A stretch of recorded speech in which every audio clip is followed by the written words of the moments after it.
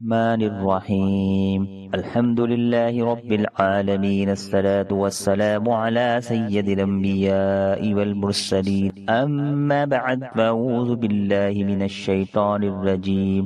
بسم الله الرحمن الرحيم. وإن خفتم ألا تقسطوا في اليتامى فانكحوا ما طاب لكم من النساء مثنى وثلاث ورباع، وإن خفتم ألا تعدلوا فواحدة أو ما ملكت أيمانكم ذلك أدنى ألا تعولوا. صدق الله العظيم۔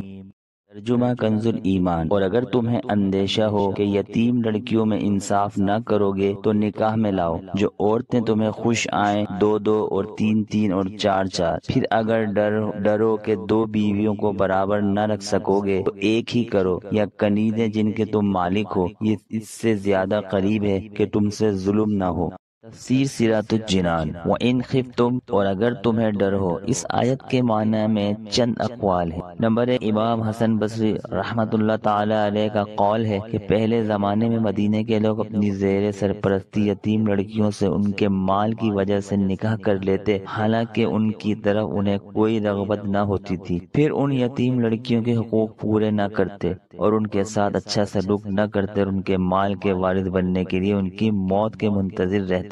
اس آیت میں انہیں اس حرکت سے روکا گیا ہے۔